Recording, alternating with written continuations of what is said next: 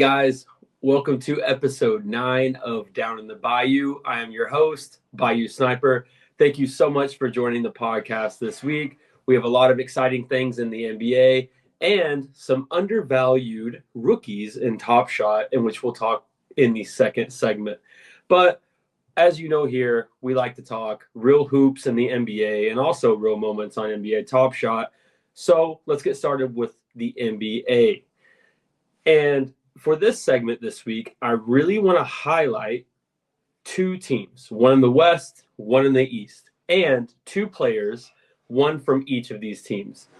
And in the West, I really want to talk about a team that has surprised me because I did not pick them to do nearly this good on my bingo card in the West. And the player that's been leading them has surprised me with his attitude. And that is the Los Angeles Clippers, guys. James Harden is actually a breath of fresh air this season. He is leading this team to a positive win team in the West, which is really hard to do. They're currently 9th, but by the skin of their teeth, they could go way high up or down on the standings, depending on how they do. But, man, they got a squad. Norman Powell is rising with James Harden. Zubac is playing well. But the thing that's really surprised me is I knew James Harden was still elite. I knew he was one of still the best point guards in the league. However, what surprised me is his attitude towards the Clippers this season. You know, with PG leaving and Kawhi still out, as always, perennial being out, I figured James would kind of, play for himself or take a backseat, one of the two. But he's done neither of those. He has just unequivocally been himself, the best version of himself, while making his teammates better, and he's having fun doing it. And the Clippers' success has really, really shined because of him. And Norman Powell is really stepping up. I mean, this dude's going to be an all-star. You better book that. Norman Powell, you might want to get his TSD if you haven't gotten it. A Raptors legend, if you want to call him that. But he's consistent every year. But this year, he looks like an all-star. Paired with James Harden, and you got Big Zoo down low, who's really just been a Clipper, and he is embracing the city, embracing the new arena, embracing the whole franchise. Like, I love Zubac in a Clippers jersey. It's hard for me to imagine anything else at this point. And the James Harden Clipper this year is just one of the coolest players in the league to me. I don't know. They're winning in so many fun, cool ways. And, he dropped a 40-piece against Washington. He's had multiple high scoring games this year, as we all know James can. But I think the NBA world, we were kind of down on him, including myself. We're like, man, he's left Brooklyn, he's left Houston, he's left Philly. Now he's with the Clippers. I thought for sure he was going to ask out for this season. Like, he's done. But man, he's really taking this challenge with Kawhi out and PG on a new team out east. He's really taking leadership of this Clippers team, and the guys love him. Steve Ballmer loves him in that beautiful new arena. So the Clippers have been such a cool, surprising franchise this season, to be honest. They don't have many dark spots. Like, I really see them as a playoff team. I think they might, still fall in the play-in category, but I think they'll get out of it. And I think we'll see them as the 8th seed. I really like that Clipper team. And just seeing James Harden and Norman Powell play off each other so well, and James Harden's trying on defense. It's just a really cool, fun team, and I'm going to keep watching that. But, yeah, if you would have told me that I would have loved watching the Los Angeles Clippers this year, I would have told you that you were insane if you would have told me that in August. But I'm really, really enjoying this Clippers team, and that's a team to watch. They're on the rise. They're a playoff team. Now I want to head out east to a team who has surprised me, and I think I want to be clear here. This team surprised me in how well they're doing, but once they made the changes this past summer, I knew they were going to be better than they were last year, which is a big coaching change. And that's the Detroit Pistons out east. Last year, we know they were abysmal. You had the fans in Little Caesars Arena screaming, sell the team, sell the team. They were chanting that. They went on that historic losing streak at the beginning of the season, all the way until the end, really. They were just an abysmal, disheartened franchise last year that no one wanted to watch. It was like a bad car crash that you knew it was too bad to even want to watch for the entertainment. You couldn't do it, including myself. But there's one player that I've been high on since he got drafted there. And he is also a Purdue Boilermaker, just like Zach Edey, and that is Jaden Ivey. I knew he's too athletic to sit on the bench. He's too athletic to not be a marquee player for this franchise who's down in the gutter. But their previous head coach, Monty Williams, for some reason through long stretches of the season, just sat this guy on the bench, didn't play him at all. It made no sense to me. He played Killian Hayes more than Jaden Ivey, which is debauchery. You can't do that. Jaden Ivey has so much upside. People were comparing him with Ja Morant when he got drafted. Obviously, he's not going to be Ja, but I still see him as a star. I think he's going to be a star. And he's proving it this year. You know, he's one of their focal points on offense besides Cade. And they're winning games. They won like 8 games already. 8 or 9 games, if I remember correctly. They're like 8-13, 8-14. They're sitting like 10th in the East, which, again, I think they will make the play-in.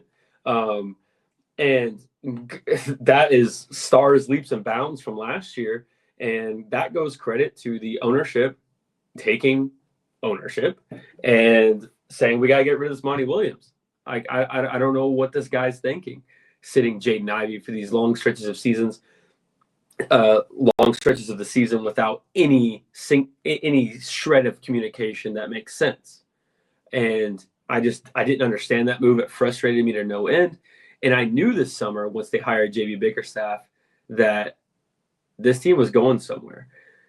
And it was going to be in the upward trajectory because they also got Trajan Langdon, a New Orleans Pelicans front office member who I wish we would have kept, but he kind of saw the writing on the wall for the Detroit Pistons too, saw an opportunity, and he's making big splashes there. And this is a classic example of ownership taking a problem, being man enough to say, hey, we've messed up. We need to change the culture here, which I wish they would do in New Orleans. That's for another topic for another day. But I'm not a Willie Green guy. I think the struggles in New Orleans, it's not a player problem. It's not even a health problem, really. To be honest with you, it's a culture problem. And until we fix that culture problem in the front office with David Griffin and on the coaching staff with Willie Green, nothing's going to change in New Orleans. Still going to be a fan, love the team, love our upside still, even with the front office I don't agree with. But it's kind of night and day when you look at Detroit with how they handled Monty Williams and the fans being, rightfully so, being just angry at how last season wound up. And they made a coaching change and they brought new life into the arena, and the players are playing with more vigor. And you have veterans on the team now, like Tim Hardaway and Malik Beasley, and Tobias Harris, which I'm not really a fan of, but he gives that vet presence, and he's been in Detroit before. So, man, shout out to that franchise in the East. They really surprised me. And then Cade is playing amazing. He's playing how we kind of thought he would out of Oklahoma State. He's now rising to that occasion, and he's a big guard who has a lot of promise. And I love the Cade Ivey pair. Sir Thompson's back now. I'm glad he's healthy from that weird blood thing he had going on. It's really nice to see him coming back. And I think the odd man out is going to be Duren. I think they'll get rid of him and get more pieces in to start winning more games. But I think Ivy and Cade and Asur, those are the 3 keepers. I like the Ron Holland kid they drafted this year. I don't see them going back to who they were last year, which is an amazing sign if you're a Detroit Pistons fan. I just really enjoyed watching Jaden Ivey ball out and use his skill set this year. that he's been working hard on every single summer to prepare. And that's ultimately why I bought his rookie revelation, 8 Mile, number 8 cereal, and his rare rookie moment from his rookie year this past summer, because I knew that he was just going to blossom under JB Bickerstaff. You saw that with Darius Garland when he was with the Cavs, which we've already talked about the Cavs on this podcast. Love the Kenny Atkinson hire. They're 17-1, doing great. But this is just a shining example of a franchise who, took their miscomings on the chin. Pause. Took their shortfalls and really understood what needed to change, and they changed it, and they did it with a full heart and clear transparency, which is something like a franchise like the New Orleans Pelicans need to do, right? Excuse me. And I really appreciate when leadership takes ownership of their mistakes like that. Excuse me. But yeah, so to sum it up, 2 teams have surprised me. Los Angeles Clippers with James Harden, and you have the Detroit Pistons with Jaden Ivey. Those 2 teams just really, really surprised me. But now I want to shift to the real moments, the NBA Top Shot aspect of this week's podcast. We're seeing more of the NBA Cup moments keep being pumped out, and we talked about that last time, and I'm really a fan of those. The blended sets, I am now on the consensus that I'm not a huge fan of the blended set, but I'm still loving the burn leaderboards for these new moments, because that's what we talked about in last week's episode, and I want to continue this talk. This is what Dapper should be going for, right? Is the opportunity to remove the old moments that have the high mint counts for these new amazing moments, like Russell Westbrook's 200th triple-double as a Denver Nugget. Just a beautiful, beautiful segue from his run it back, his historic average triple-double for the season in Denver, which is a cool little segue there. All you had to do was burn a legendary of Russell Westbrook to get that moment. And now you're going to you'd be the first 30 to get that cool new Russell Westbrook moment. Sorry, I've had a cold. I've been outside all week with the dogs. And then my boys team has had basketball practice outside because our gym's getting a little redone. So I've been out in the cold for a long time this week. So I apologize for my coughing. But overall, there's 2 things that I want to talk about, which was the NBA Cup with this new blended set. I'm loving the art, loving everything. But the other thing that I wanted to really harp on right now is I see 2 undervalued rookies. 2 undervalued rookies in this rookie debut set that I see their prices super low. And if you follow me on X and you're in the Badge County or Collecting and Connecting Discord, you know what 2 rookies I'm about to talk about, because I bought their number 1 cereal and the jersey cereal of both of them. And that is Zach Edey, Memphis Grizzlies, and Keyshawn George of the Washington Wizards. Now, Zach Edey, he was the front runner at the beginning. So this is kind of a weird, not surprise thing, right? Now, Zach Edey rolled an ankle about a week and a half ago. He's been out for a week and a half. He'll be back next week. But, man, just off of that, you know how volatile these rookie moments in the markets can be. They plummeted from $25 to $10. And if you are not snatching up Zach Edey moments right now for $10, I don't know what to tell you. I don't know what's wrong with you. This dude's going to be top 3. He's going to be top 3 at the end of the year. He put up 25 and 12 against the Brooklyn Nets before his injury. He's averaging like 11 and 8, 11 and 7 right now. The 3 ball is there. He's shown that. He gets about a block and a half a night. So for his debut to only be $10, guys, go pick up Zach Edey. Stack him. At least get in the top 50 for him. Now's the right time, in my opinion. He'll be top 3. He's back. It just shows you how, we live in a show me now world. He's been out for a little bit, so his rookie debut just plummeted in price. Yeah, I think he's going to be a cornerstone for this Memphis Grizzlies franchise for a long time. As long as Jaw's there, he needs a protector. He needs a big man, just like Steve-O was for him. And Zach Edey fits the bill. And he has nothing but green pastures ahead of his career if he can stay healthy, which the ankle thing, it is what it is, right? So that's enough about Zach Edey. I want to talk about my boy, Keyshawn George. Love this kid. 20 years old, out of Miami for the Washington Wizards. Got selected 24th overall this draft. And he's a 6'7" forward, 210 pounds. And he's only going to get taller. His growth plates, he said, have not fully grown yet. So he can, this is reports, the doctor said he can get up to 6'10", which is crazy because he can shoot, he has speed, he has size, power, everything. He has everything you want in an NBA wing.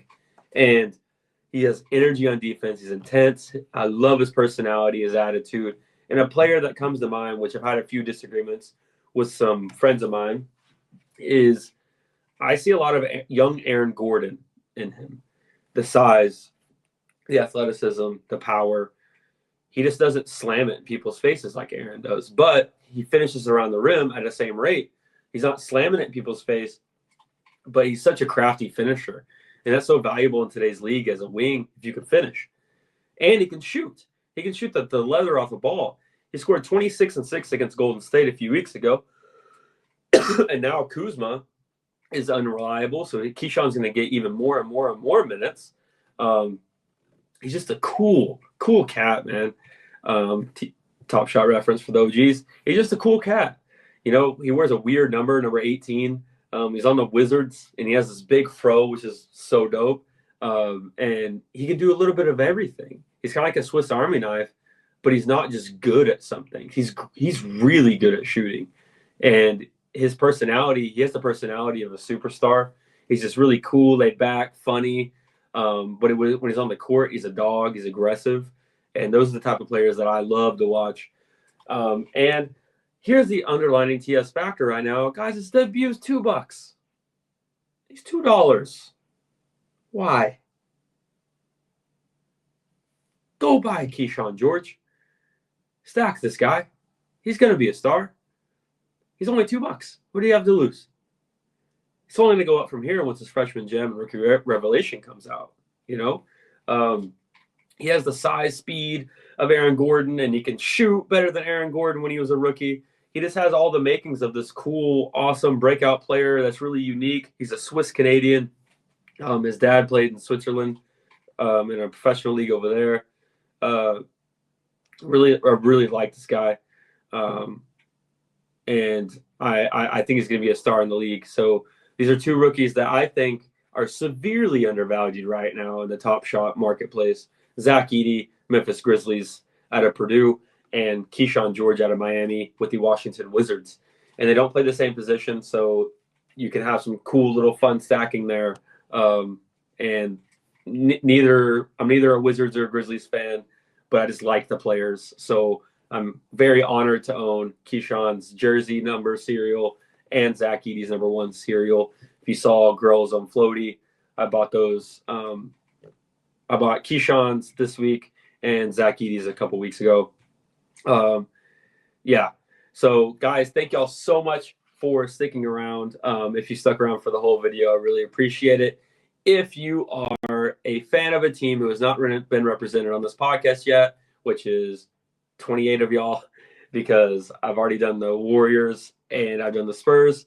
So if you want to get on this podcast as a guest and represent your team, please just hit me up. The line's always open.